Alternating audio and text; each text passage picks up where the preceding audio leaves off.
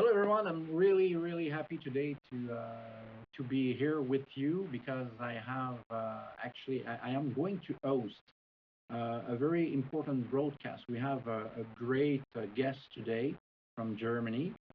I'm going to host this broadcast with the chief of the lawyers at the Foundation for the Defense of People's Rights and Freedom, Dominic Desjarlais, who is with us. Hi, everyone.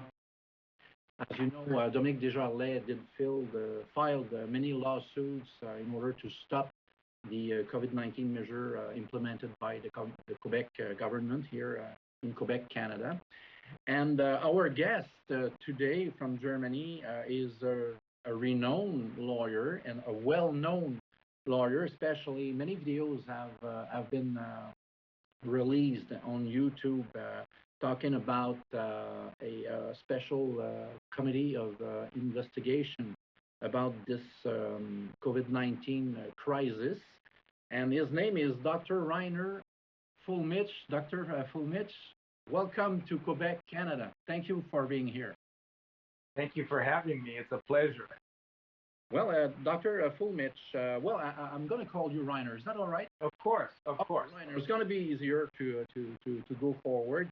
So, what is very impressive after this famous committee? You said that the COVID-19 crisis is one of the greatest crime committed. This is a conclusion about the committee. One of the greatest crime known in the history of humanity. So this is big. Just before you go on this subject, it would be nice to know who is Reiner Fuellmich, where does he come from, and what are his past and actual achievements as a lawyer. Well, I am just one of many lawyers who are cooperating here on an international scale. I have made a number of videos, but so have many of my colleagues. Most of them were taken down by YouTube within a half an hour or so. Yeah. But I suppose that only means that I have something to say. Well, I have been a trial lawyer for 26 years now. I'm admitted to practice law both here in Germany and in the state of California in the United States. My colleagues and I in this firm here have been specialized on representing consumers and small and medium-sized corporations against fraudulent corporations like VW, Deutsche Bank, and the world's largest shipping company, Kühne and Nagel. We're suing them because of bribery. And in the course of this, throughout these 26 years that I've been going to court, I have come to learn that the power of these large corporations, plus the many people who are behind these corporations, who invest their money in these corporations, is enormous. It is so big that they not only influence politicians, but they also influence, through the politicians, the courts of law in this country.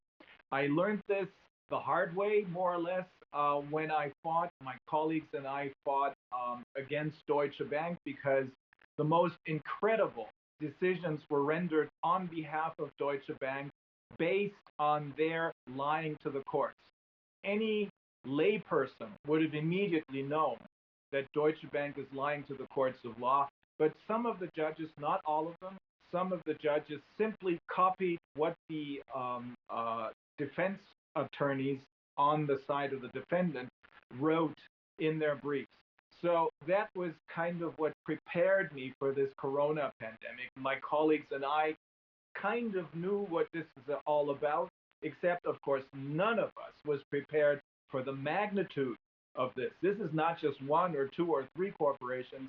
It's a whole bunch of corporations, plus the people who invested in them. This is a huge power structure. The good thing is that most of the people who are involved in this on the other side are trying to stay in the shades, trying to stay in the shadows so that people won't know who they are. But those who are out there who can be held responsible for the blatant lies that they told the world's community. Those are the ones who we're going after, and I think we're making headway right now. What's interesting that you did gather a lot of lawyers. You've been forming a network of lawyers, and I heard that probably Dominic will be invited to cooperate with this network. I thank you so much. Is that this network that did create the Committee of Investigation in summer 2020? Not really. We started out, it is actually 3 lawyers here in Germany who got together and decided we have so many questions, and it is so obvious that the government will not answer these questions. One of the questions is, by the way, who does our government work for? Do they work for us, the people, or is it some corporate interest that they now represent? And because we realized this is in the summer of last year, I was still in the United States with my wife and my dogs. We have a ranch in Northern California. And I realized that this government, the German government, will not give us any answers to any of our questions. The 3 most important questions are, of course, how dangerous is the virus? How much damage do the anti-corona measures do, both health-wise and as far as the economy is concerned? And how reliable is the PCR test? This is the 3rd question is the most important one because everything, all the anti-corona measures, the lockdowns, the mask mandates, everything is based on the Drosten PCR test. So we started out asking these questions, didn't get any answers, and that's when we decided on July 10th of last year that we will set up this Berlin Corona Investigative Committee. And ever since then, we have interviewed, I think, over 100 experts, internationally renowned experts from all over the world, including, for example, Dr. Mike Eden, the former vice president of Pfizer, but many others, professors of biology, economists, lawyers, of course, epidemiologists, virologists, etc., psychologists, because they play an important role here, etc., etc. And what are the conclusions of this committee? Well, the first question, how dangerous is this virus, is very easily answered in the meantime, because even the WHO, in accordance with the findings of one of the most quoted scientists in the world, Professor John Ioannidis of Stanford University, they have come to the conclusion that this virus is no more dangerous than the common flu. At an infection with an infection fatality rate of 0.14%, I think that's what the WHO says, or this is very recent from John Ioannidis, 0.15%. Now, of course, once you get to this point, once you get to this answer, the first question is, what is this all about? I mean, if this is a virus just like the common flu, what's happening here? Is this really about health, or is there something else going on? And the something else is really important, because the second question was, how dangerous or how much damage do the anti-corona measures do? And it is so obvious that this is, as one German cleric pointed out on television, this is like World War III, except there's no open fighting going on yet. But it is destroying businesses. We're going to have millions and millions of bankruptcies of small and medium-sized businesses whose market share will probably be picked up by one of the corporations who we've been fighting. In this case, probably one of the platforms in Silicon Valley, Amazon. It's one example. But of course, health-wise, it's just as bad. I mean, there's suicide. The suicide rates are going up. Many people who do not get an operation. There's no surgical intervention in many cases because the German hospitals tried to keep as many, or reserved as many hospital beds as possible for all these hundreds of thousands of COVID patients who never materialized. We don't have any excess mortality in this country, and if you, upon closer examination, you'll find no one does. There are a few spikes, that's true. For example, in New York and Bergamo in Italy.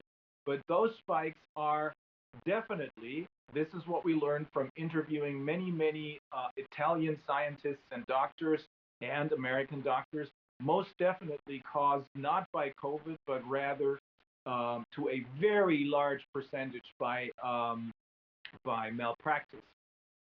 And you did identify some actors in Germany, in Germany and outside Germany. Could you identify the people who you believe are at the very heart of this fraud, of this crisis?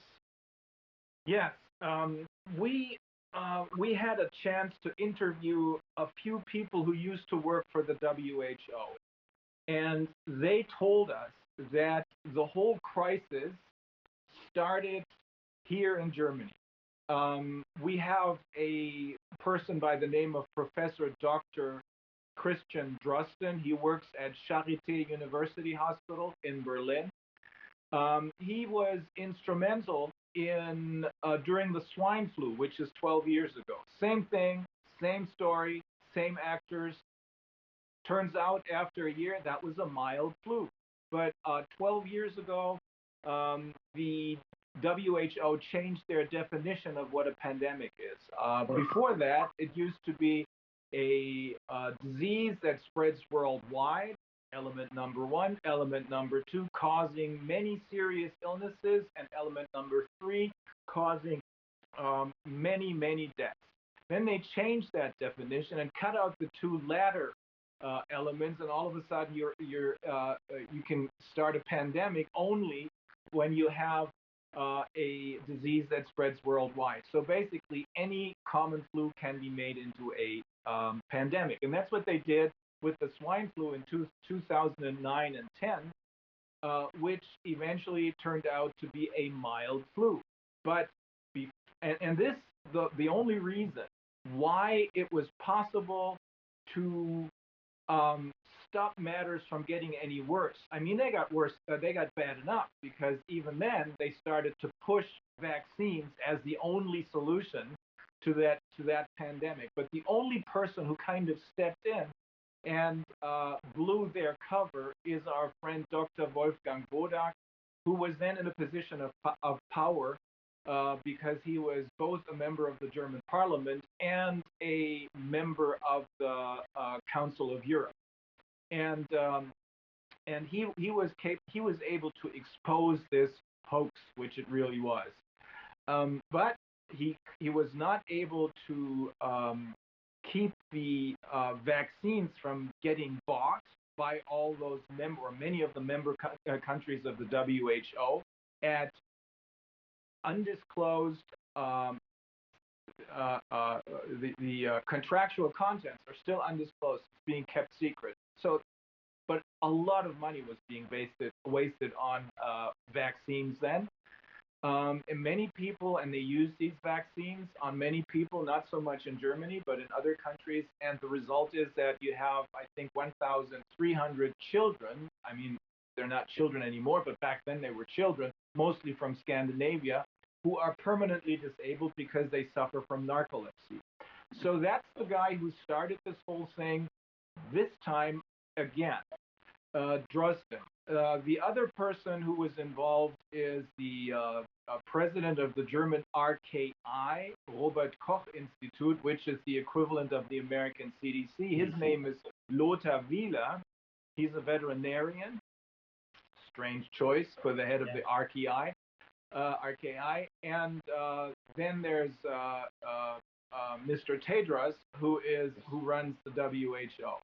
But there's lots of other players who we managed to identify, most of them politicians who are in very, very close cooperation with these guys. The thing is, by accident, we found a video of, I think it was of May 2019. It was called Global Health Summit. Yeah. And it was a video on a Congress that was being held by the German CDU, which is the Christian Democratic Union, which is the leading party in this grand coalition which rules our country currently. And the very bizarre thing is that at this conference, there were not just the functionaries, the leaders of that party of the CDU, but there was also Drosten, there was Wheeler, there was Tedros, and the two chief lobbyists of the world's most important health foundations, the Wellcome Trust and the Bill and Melinda Gates Foundation, were also there. The same people who, a little less than a year later, started the pandemic, the same people who are now the chief advisors of our government. Oh my God! So let's talk about law now. What is going to be made in order to protect the citizens of this world? You are going to cooperate with several lawyers from all over the countries, from all over the world. Yeah, there are a lot of lawyers out there who are working on this problem, but they have not been connected, and that's what I try to do. I try to put everyone on the same page so that we would all agree that it is important to attack at the very foundation of this pandemic. Which is the PCR. The PCR test, and not so much talk about whether or not lockdowns work or not. Of course they don't work. A very recent study, again by John Ioannidis, explains this in detail. They don't make a difference. I mean, if you look at the United States, look at two neighboring states, North and South Dakota. In South Dakota, they had nothing. In North Dakota, they had a tough lockdown. Still, the picture is the same. Nothing changes because of lockdowns. So the best way to do attack or to tackle this problem, this whatever it is, virus, is to just let it run its course, just like with the common flu. Some of the states in the United States, including Texas and Florida, have opened up again, and what do you see? Nothing. Everything is cool. So we have decided, rather than getting lost in discussions about whether or not lockdowns make sense or mask mandates make sense, they don't. We know that from very recent expert opinions that were published by the Family Law Court of Weimar a couple of days ago. But we've known this all along. Rather than getting lost in such, in my opinion, fruitless discussions, we need to attack at the very foundation, and that's the PCR test. And again, we need to talk about Mr. Drosten, who is a very strange person. He calls himself a professor and doctor of virology. We know that he has never written what is called a habilitation thesis, which you usually do in order to become a professor of something. And it turns out that two scientists who try to find out who this person really is had to realize that his doctorate is probably a fake doctorate. Oh. Supposedly, he wrote his doctoral dissertation in 2002 or 3, but it was never listed with the National Archives. It appeared there for the very first time in June of last year. And that's when, for the very first time, his doctoral dissertation all of a sudden showed up. And as his alma mater, which is Frankfurt University, says, well, we didn't have a copy of it, but we were so grateful for him to provide us with a copy. So this is so bizarre. We think this guy's a fake, complete fake. But what he did is he's probably the poster boy for all of this. He is here in Germany, and because of the WHO's recommending his PCR test all over the world, he is at the core of this. So if we manage to prove in a court of law that his two statements, that there's asymptomatic infections and that the PCR test can tell you about who is infected. If we manage to prove in a court of law that this is false, that these are false statements, we can prove he made them knowing that he was making false statements. If we manage to show in a court of law, and we just did that in the first case that was decided on April the 8th in a family law court, if we manage to prove this, the whole house of cards is going to collapse, because what do you need the notion, the idea of asymptomatic infections for? Well, up until Corona, everyone who didn't have any symptoms was healthy, right? Now you needed to get people to panic all over the world in order to direct their attention towards Corona so they wouldn't know that the real goal of this whole pandemic, as we now call it, is the destruction of the middle class, not just of the German middle class, but of the world's middle class. And in order to create panic, you have to make everyone afraid of everyone. And that's why he came up with the idea that they're asymptomatic infections. The rest of the world refers to him when they talk about asymptomatic infections. Fauci, for example, was talking about the German scientist when he was explaining about asymptomatic infections, and he meant, of course, his German counterpart, Drosten. And turns out there is no such thing as asymptomatic infections. A very recent study conducted in Wuhan, China, involving, I think, 10 million people, came up with the result that there's no such thing as asymptomatic infections. And in the meantime, even Fauci and others agree, even if there were asymptomatic infections, they would not play any role at all in this entire infectious disease theater. So, but you needed this notion, this idea, to make everybody afraid of everyone. Plus, you needed this as a foundation for mass testing. Because why would you test healthy people? You would only test people who are healthy or who look healthy without symptoms if you believe they are potentially dangerous. That's what asymptomatic infections are there for. And now the second part of his false statement is, of course, he knows that this is a false statement because when he published he wrote a preprint. He and a couple of other people wrote a preprint in I think this was in February of 2020. And it came to the attention of another scientist by the name of Kai Kupferschmidt. In this preprint, he claims that there's asymptomatic infection, and he points, as an example, he points to a woman from Wuhan who traveled to Germany, to Frankfurt, Germany, and then on to Bavaria and infected a lot of people.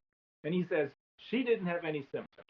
Now, this scientist by the name of Kai Kupferschmidt says, no, you're wrong. She did have symptoms. She probably got infected because her parents had COVID, and she was taking anti-flu medication.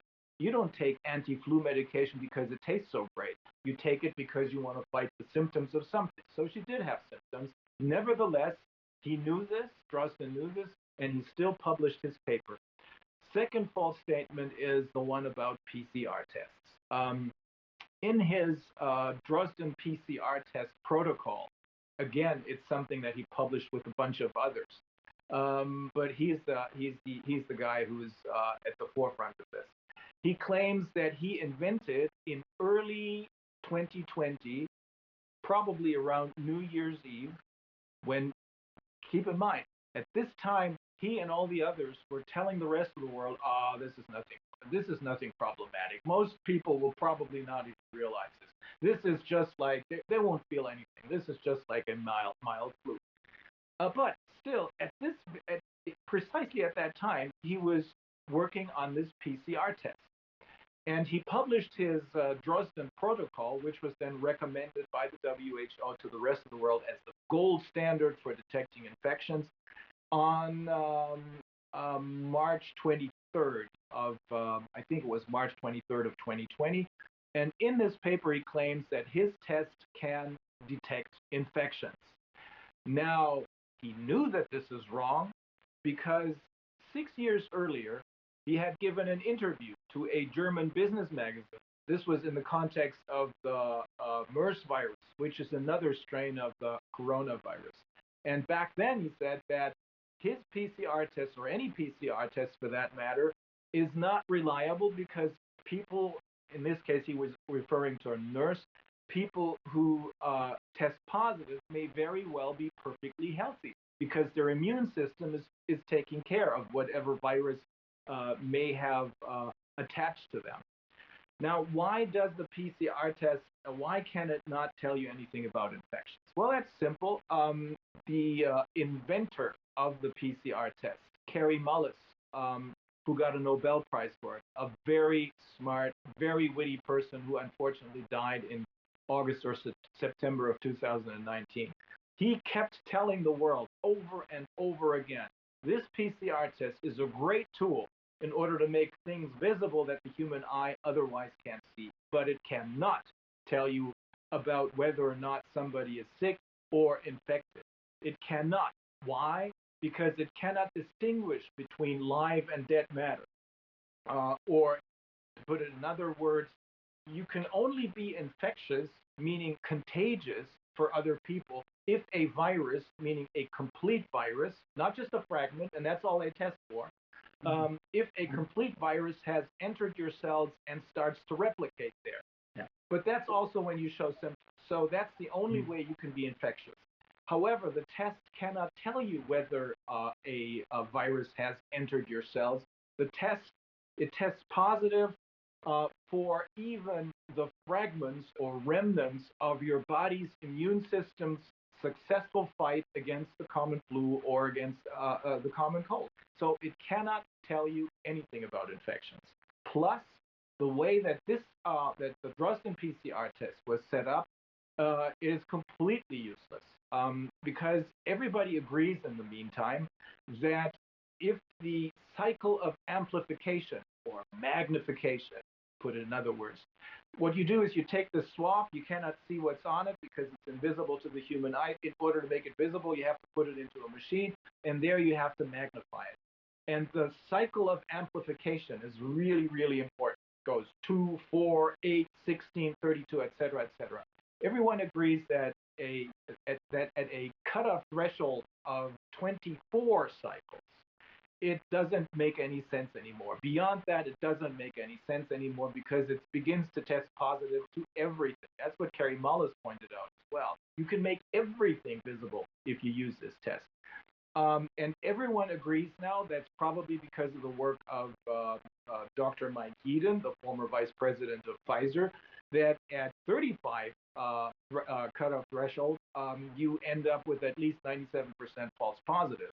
Now, the Drosten test, and his was the blueprint for all of the other tests, was set at 45 cycles of amplification. So what you end up with is probably 97, 99% false positives. But those who are behind this, those who are profiting from this scheme, pharmaceutical and the tech industry and the financial industry, they're making lots of money with all these so-called infected people through the tests and now through the so-called vaccines, which, as we know, are not really vaccines.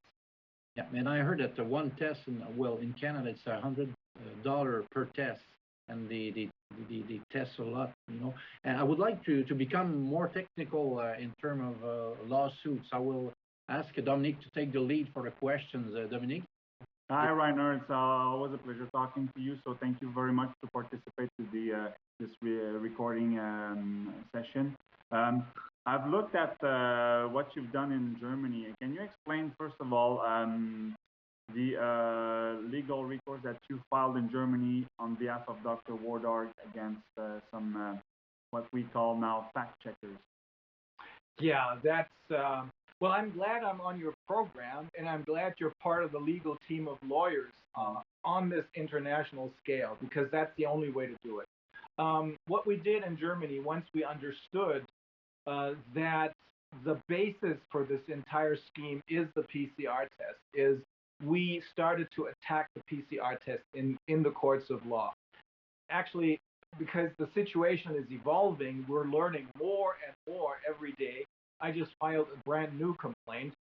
Now, I didn't file it yet. I'm going to file it tomorrow, but I just wrote a brand new complaint that includes all the recent developments, including the first decision on PCR tests that was issued by a Portuguese court, Portuguese appellate court, and it dealt with 4 German tourists.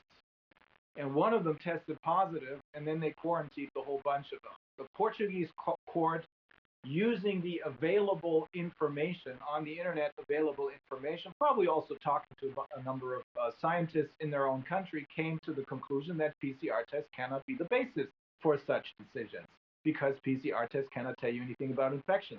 Second decision came down a couple of weeks ago by a Vienna, Austrian court. Again, it didn't hear any witnesses, but it came to the very same conclusion, only using harsher terms. The third and most recent decision is that was issued by a German family law court on April the 8th, and this is the first one that was actually based on the actual hearing of expert witnesses. 3 expert witnesses were heard by this court. One of them is Professor Dr. Ulrike Kämmerer of Würzburg University, a biologist, and she's the one who testified before the Corona Committee, and we then decided that, plus others. I mean, she's not the only one. There's also Professor Capel from the Netherlands. There's Dolores Cahill from Ireland.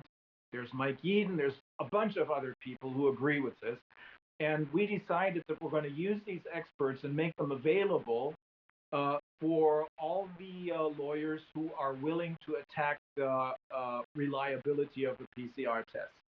And the lawsuit that you mentioned, which I filed on behalf of Dr. Wolfgang Wodak, we filed this one at the end of last year when a group of so-called fact checkers, which we all know now they're not fact checkers, but they're paid to defame people who are not in line with the government line. We filed this lawsuit against this group of fact checkers because they claimed that Wolfgang Wodak was lying when he said the PCR test can't tell you anything about infections. Now, in the meantime, of course, even the WHO admits that a PCR test alone cannot tell you anything about infection. So we filed this complaint, and because we thought this is a cool kind of thing, not just because we needed to defend our friend Wolfgang Wodak, but also because the burden of proof, of course, when you attack someone for defamation, the burden of proof is on the other side. So now they have to prove that Wolfgang Wodak is lying, which is next to impossible. But at the core of this lawsuit is, of course, the PCR test. The second complaint I filed is for a business owner, filed it early this year, and again, it has at its core the PCR test. This one was filed against the defendant Drosten. And the third one that's going to be filed soon is going to be against the defendant Wheeler, who runs the German RKI. And what the common thread of those 3 lawsuits is the PCR test, right? Yes. So, what could come out of a favorable judgment in one of the 3 or all of the 3 lawsuits, and what could be the impact afterwards? Well, if they come to the very same, if the courts that have to decide these cases, if they come to the same conclusion that the family law court in Weimar, Germany came to, or the Portuguese court, or the Austrian court, then that means, because the complaint is for damages, then it means that our clients will be able to collect damages. At the same time, and this is probably the most important aspect of this, since the facts of these cases, the fact that lockdowns destroy the economy and cause huge damages for business owners, they're the same all over the world, because all of the lockdowns are based on the Drosten test, all of them. We know this because the 2 women who I mentioned earlier, who used to work for the WHO, explained to us in detail, and I'm including this in my new complaint, that the only basis for the anti-corona measures for the pandemic, in fact, was the Drosten PCR test. To make this clear, I think what happened, let me make sure that I'm not going to tell you anything that doesn't make any sense, but I think what happened is that in early 2020, the WHO, and we have to keep in mind that according to what we've learned in the meantime through the interviews that we conducted at the Corona Investigative Committee, we have come to the conclusion that this is a planned pandemic. It was never about health, but according to what we learned, this has always been about shifting the remaining assets of the world's taxpayers to these huge corporations. But so this has been, they've been planning for this for a long time. As I just pointed out, the first such attempt was the one with the swine flu, which didn't quite work out because of Quoda. But in 2020, in the beginning of 2020, what happened is there was a meeting of the WHO shortly after the first such cases that happened in Wuhan, China, became known to the world's public, to the general public. A group of people from the WHO, I think they call themselves the Emergency Committee, they met for the first time on January the 22nd and the 23rd. However, they didn't have any cases, or at least not enough cases to declare a pandemic. What happened then is, in the meantime, Drosten had supplied them with his PCR test protocol, and he did this actually before they even met on January the 13th. And then they started to use it. And when, after the first failed attempt of declaring a pandemic, or what do they call it, public health emergency of international concern, after that first attempt failed, they met again 7 days later on March the 3rd, and in the meantime, the Drosten test had been used and gave the appearance as though there were many, many, many, many cases of infections. Gave the appearance, because as I pointed out earlier, the PCR test cannot tell you anything about infections. And on that very basis, only on that basis, did the WHO then declare this, what is it called, the public health emergency of international concern. That was the basis also for the injections or vaccinations, whatever you want to call it, because only on this basis, on this declaration of a public health emergency of international concern, was it later possible to get the vaccines admitted. In the United States, this is called emergency use authorization. In Germany, in Europe, it's called conditional use.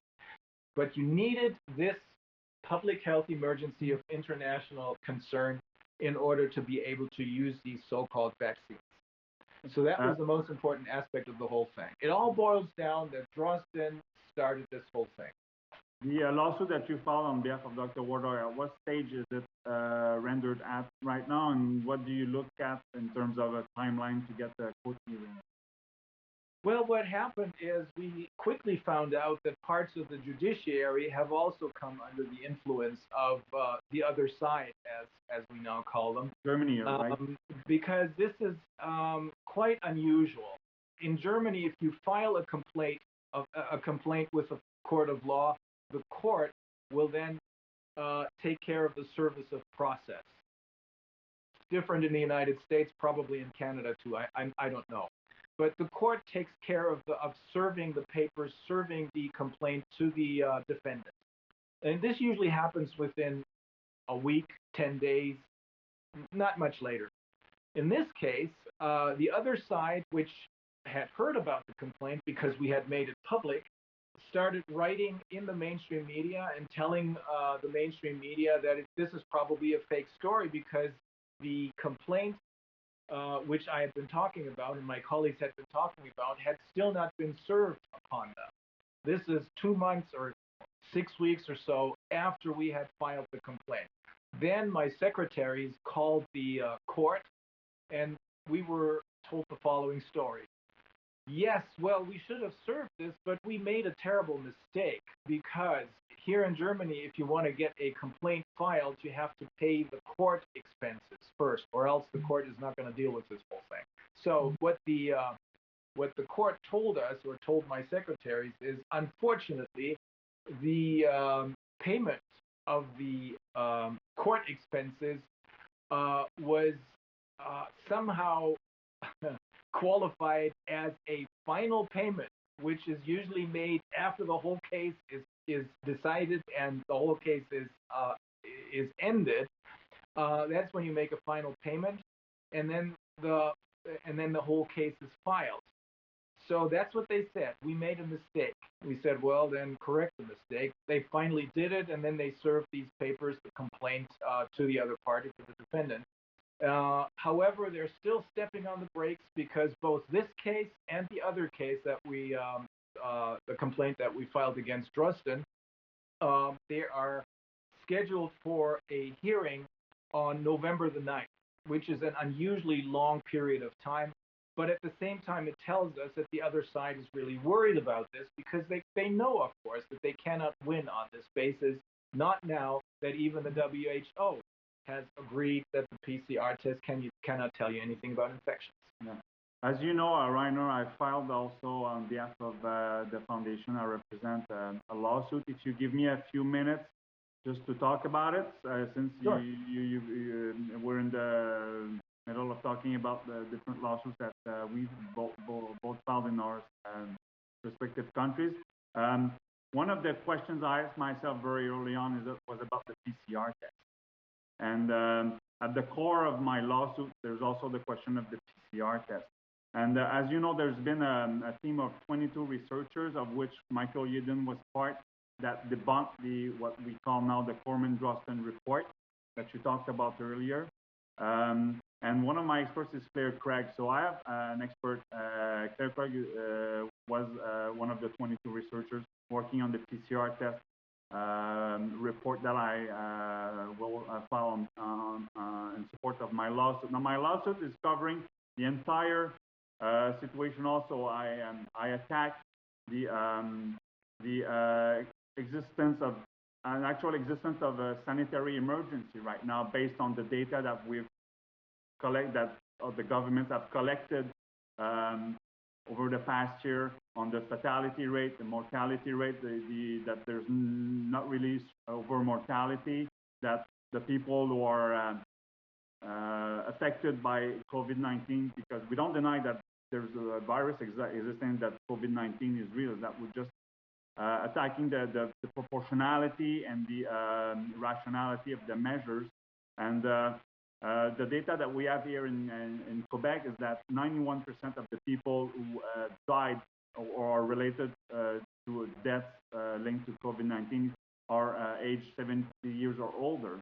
So it's really a specific portion of the population. Based on that, I'm attacking the existence of the sanitary emergency right now on the basis that there's no such emergency that still exists.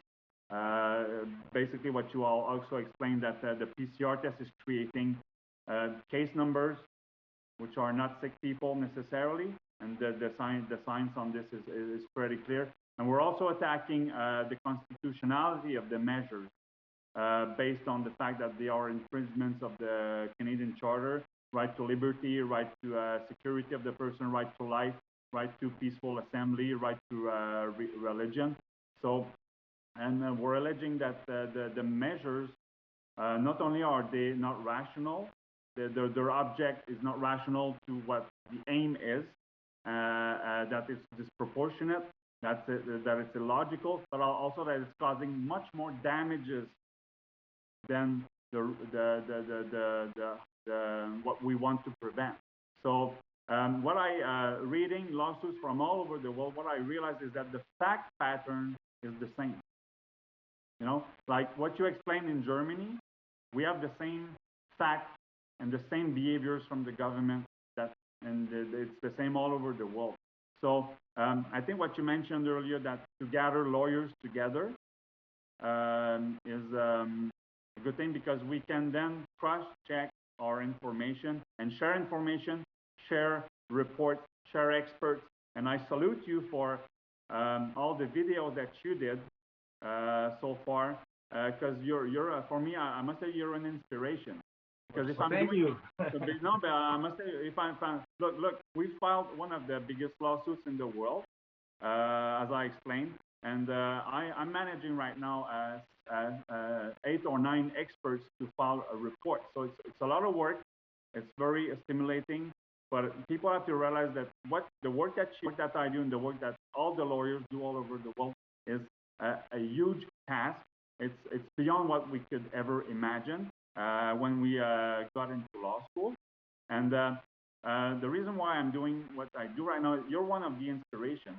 So I just wanted to thank you for that, because people have to realize it takes a lot of courage to do what we do, and to come forward and to keep fighting. And I'm very proud, and it's going to be a privilege for me to be part of the select group of lawyers that you decided to put together. And I really look forward to share ideas with you, and to share, and I want people to know that you're a very available person, because once we connected, I want people to know that Reiner Fuellmich is a very available person, because we communicate through a direct channel, and we've communicated together recently, and you've answered my questions quickly, and you've led me to some experts that I asked you about, and we exchanged. You sent me judgments, and so I want people to know that there's a real cooperation and work that we do together, and we'll keep doing. And you know, if I can put you in touch with some people, and you can put me in touch with some people, and we can put lawyers in touch with all the people, I think that's the way we're going to go through this all together, because alone in our office is one thing, but with a group of lawyers working together to share all this information, I think it makes us much more powerful. So again, I just want to thank you and salute you for what you're doing, and for the fact that you've accepted that we work as a team on this whole thing in our separate countries, but cooperating with exchanging information and contacts. And I wanted to ask you the following question. What do you see in terms of, okay, you file lawsuits in Germany, I file lawsuits in Quebec, some lawyers have filed lawsuits in the United States, and there's lawyers elsewhere in Canada. But once we do this, what can we hope to be able to do at the international level? Well, first of all, thank you very much for all that praise. That's a little too much, because we all know we can only do it together. One of us alone will not be able to solve this problem. So that's a sheer necessity to cooperate with people who are smart enough and who you can trust. And that's what's happening all over the world right now. Ultimately, if we have enough of such decisions, the ones that I just mentioned, by the Portuguese court, by the Vienna court, and now by the German court, it'll be enough to take those who are behind this, to hold them responsible in the courts of law, because ultimately it's not going to be possible to recover all the damages or all the damage that was caused by Drosten, who is probably just a marionette for those who are pulling his strings, for those who are profiting of this string. It's not going to be possible to recover all the damage from these individual people. Rather, we're going to have to get to those who are behind this, to the really, what the Americans call the deep pockets. And those are the large corporations who are currently making billions of dollars, and who have apparently no empathy whatsoever, because they can see that people are dying, that people are killing themselves because they're frightened, because they're panicking. So ultimately what we're going to have to do is file, and our friend and colleague Michael Swinwood has done so, as he explained to me, file in the Anglo-American legal system class actions, or, this is another alternative, we may have to come up with a separate international court of law simply for the purpose of dealing both with the criminal and the civil law side of this, of these crimes against humanity, because that's what it boils down to. We may have to set up such a court. We've been talking to some of our colleagues about this, and I think this is beginning to come into existence. Yeah. In terms of a timeline, how soon can you see this happening? It may happen overnight, but I think it's going to take a couple of more weeks, not much longer, because we're probably going to have another international lawyers meeting very, very soon. And if we then agree, this is probably going to be live streamed. And if we then manage to agree on a course of action that includes the creation of a brand new international, let's call it Corona criminal and civil court, I don't think it's going to take a long time. We're going to be talking to our colleagues in Sweden, in Canada, in the United States, Australia, Great Britain, and we're going to ask them for suggestions for people for lawyers who could be judges on such a court and prosecutors, just like what happened some 75 or 80 years ago in the first so-called Nuremberg trials. That's right. So this is what you call the Nuremberg 2.0, is it? That's why I called it that, but I haven't really done anything with it. I just came up with the idea because it is a natural or logical consequence of what is happening here. I mean, these are, I think everybody agrees on this, crimes against humanity because of this humongous destruction, because of the immeasurable damage that is being done, and because of the, as I said, complete lack of empathy of the other side. So that compares with what happened then, we think, and many of the people who we interviewed people from Israel and people who from other countries who are Jewish. They all said, do not forget, don't just avoid this, but look at the parallels between what happened in 1933 and what's happening now. And we have taken that to heart, and since everybody calls these crimes now crimes against humanity, and this expression was formed in 1946 when, because of the Nazi crimes, they set up the Nuremberg trial. This gives hopes to people, to hear that justice may be possible in such a hoax.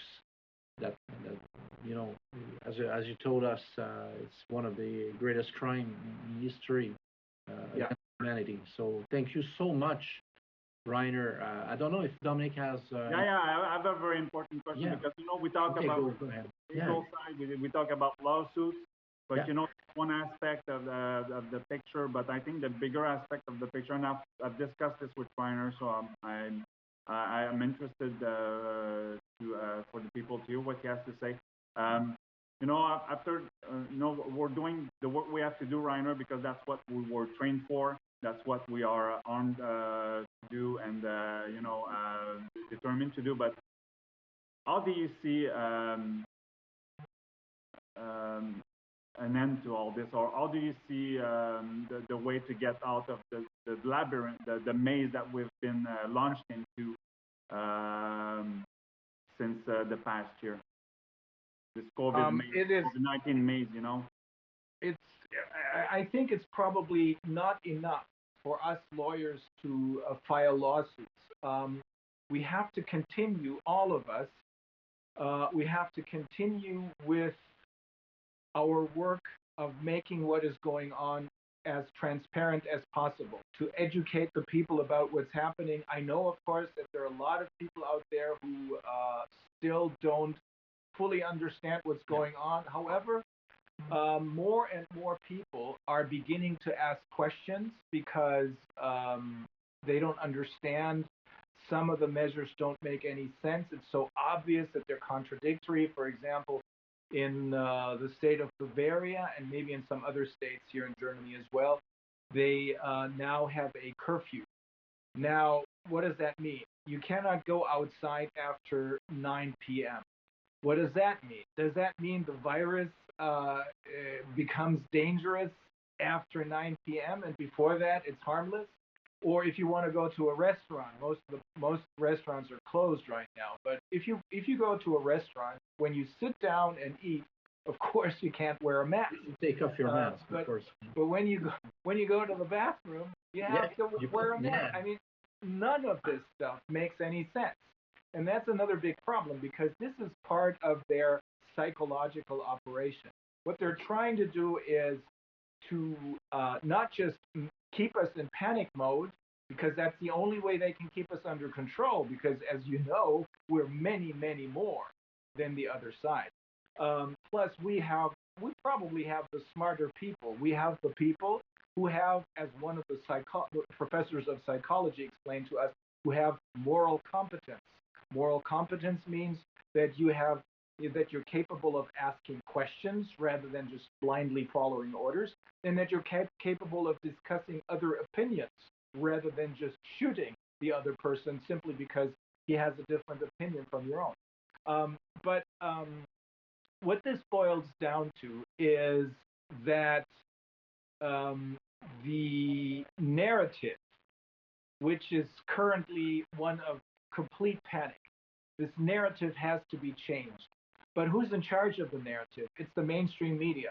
And the very same people who invested their money into the pharmaceutical and tech industry invested much of their money in the mainstream media to keep them under control and to make them repeat their narrative over and over and over again, which is completely false.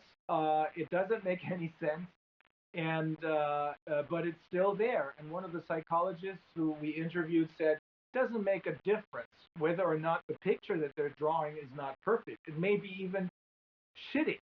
Doesn't make a difference. As long as the picture is out there, it impresses people. So we're going to have to do something. We're going to have to keep educating the people by not confronting them or getting angry at them. That doesn't work at all. But we have to keep our hand extended so that if one or two or three or even hundreds of people want to take our hand and want to talk to us, we are able to explain what's really going on. It's a very, very serious point in time, very dangerous, but we are making progress. We are making progress, and more people are beginning to wonder, and that's important. You believe that, Reiner? Just to reassure you, you have a curfew. We have had the curfew since last January in Quebec. And we're right now the only place in North America with a curfew. And I filed a lawsuit, a judicial review, habeas corpus that was turned into a judicial review late January to quash the curfew. The case is still ongoing, but we had that measure. And yesterday, just to let you know, we have these kinds of incoherent measures and logical measures. Yesterday, they imposed on the people to wear a mask. If you're not from the same household and you want to do an outdoor activity, you need to wear a mask in Quebec. So people are under that sense of fear that's ongoing, and the mainstream media is perpetuating the fear, and the government is perpetuating the fear. And the mask is one of the symbols to keep the fear going. Yes, it's a symbol of obedience. But here's the good news. I think 3, 4, 5, maybe 6 courts in the meantime here in Germany have decided that these curfews are illegal. They're unconstitutional because they don't make any sense. They're not based on any factual evidence whatsoever. Yeah. So what's the status right now in Germany? Because I read a few days ago, despite the decision that was rendered on April 8th, I read that the German government wants to put out some more strict measures, right? Am I correct? Yeah, well, the government has decided, Angela Merkel has decided that she's going to be in complete control, and she wants to be able to govern the individual states as well. I mean, this is a federal republic. It's a federal system. But she's trying to gain complete control. However, she's making a big mistake. because not just many of the professors of law, many of them came out last year even explaining this whole thing is completely unconstitutional. It's null and void. None of these measures have any factual basis. But now the people, and even people in her own party, are beginning to realize that she's completely out of control, or the people who are pulling her strings are completely out of control. But she's in big trouble, and it shows. Even if you just look at her, it shows. She's under a lot of pressure. That's probably because the other side has forced themselves into an early start. We have learned from a whistleblower that this whole scheme, this whole Great Reset, or whatever you want to call it, was originally scheduled to happen much later. And then they pulled it forward in time from 2050 or so to 2030. And then they got, as this whistleblower explained to us, even greedier and pulled it forward to 2020. And that's a little too soon because not everything was in place that they needed. And that's our biggest chance. Yeah. And do you see a shift in the people's mood or the people's awareness in Germany right now? Because we talk about, people who realize what's going on. They never go back. Because I asked, when I was in Stockholm, I asked Michael Yedden, what's your hope? And he said, well, one person who becomes aware of what's going on never goes back to what she was thinking before. So do you see that shift happening more quickly right now in Germany? And yes. How do you see it happening? Yeah, I think it is happening, not just in Germany, but in particular in Germany. And I think people have begun to understand, people who are on our side have begun to understand that we play a pivotal role in this whole pandemic. If we manage to stay on our feet, if we manage to not allow them to bring us to our knees, and we definitely will, then the rest of the world will know it is possible to fight this thing. And this feeling is spreading throughout Europe.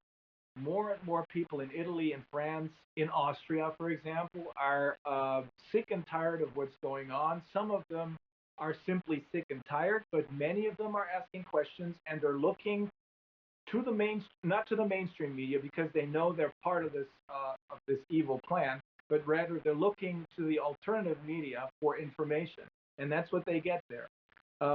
They're beginning to understand that the rationale that's behind this is to gain complete control over us, so that we won't understand that the other side, the so-called self-appointed political elites and the self-appointed corporate elites, which meet every year on the occasion of this World Economic Forum. This is an important platform for them. People are beginning to understand that they're the ones who have been, stealing, embezzling, I don't know what you want to call it, our assets for at least 20 or 30 years, maybe longer. And the other side knows that or many of us have understood this, and they don't want to be blown out of the water, so to speak, and that's probably another reason why they pulled this corona pandemic forward as far as the timeline is concerned. So people do realize that they have to do something, and people do realize that they have to come up with their own idea of what a great reset, if you want to use that term, should look like. It's the people. It's the people who should do this bottom up, not these private congregations of very, very rich people like the WEF, like the WHO, that should tell us how our lives should be lived. It should be bottom up and not top down. That's what democracy is all about. We have to reinstall democracy. Well, Reiner, it's been lovely to have you with us in Canada, and I would like you to maybe to close this meeting with a word that I love, and this word is hope. 3-4 minutes. You go ahead. Well, the thing is, we've come a long way. When we first started out working on this problem, meaning right after we set up the Corona Investigative Committee in Berlin, we had absolutely no idea of what we were getting ourselves into. Now that we understand the magnitude, we probably don't understand everything, but we understand the magnitude and the seriousness of the problem. Instead, however, of panicking or allowing them to keep us in panic mode, we have, at least the lawyers, but many others as well, have come to their senses and are beginning to use our capacities, including what this professor of psychology explained to us, our moral competence.